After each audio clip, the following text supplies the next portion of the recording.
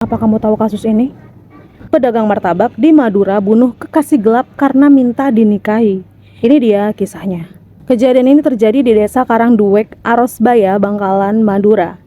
Bernama Sony Safaat yang berusia 25 tahun yang berprofesi sebagai pedagang martabak yang tidak jauh dari rumahnya. Pada hari Senin 29 Mei 2023 pukul 6 pagi, warga sekitar rumah Sony ini heboh karena ditemukan mayat seorang wanita dengan leher yang nyaris putus. Mayat tersebut tergeletak di kebun.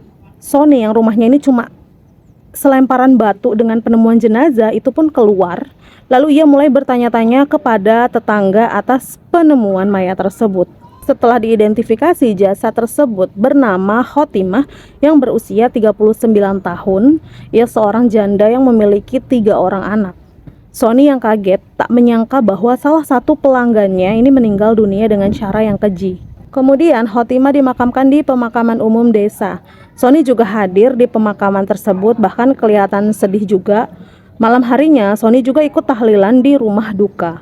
3 hari kemudian pada Kamis 1 Juni 2023, Sony ditangkap polisi di rumahnya tanpa perlawanan. Beberapa bukti antara lain isi chat WhatsApp di HP Khotimah yang jelas berkaitan langsung dengan pembunuhan dan juga saksi-saksi.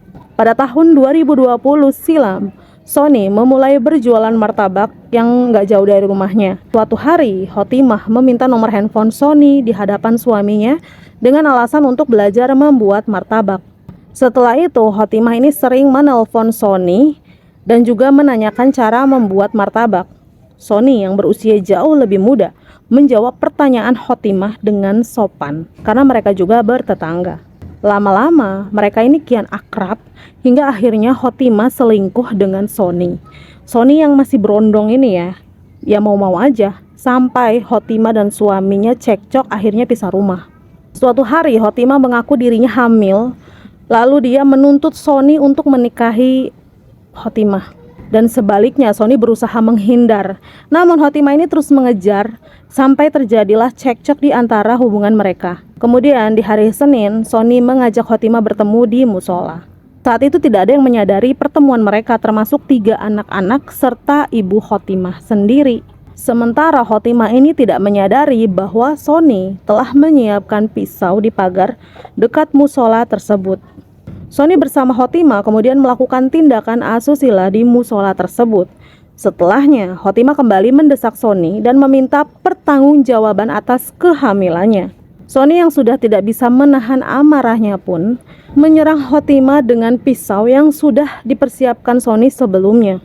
Khotimah tewas mengenaskan dengan luka sayatan di leher dan robekan di perutnya. Hingga akhirnya korban ditemukan oleh ibunya di lahan depan rumahnya pada pukul 4.30 pagi. Sony dikenakan pasal 340 KUHP, yaitu pembunuhan berencana, ancaman hukuman maksimal hukuman mati.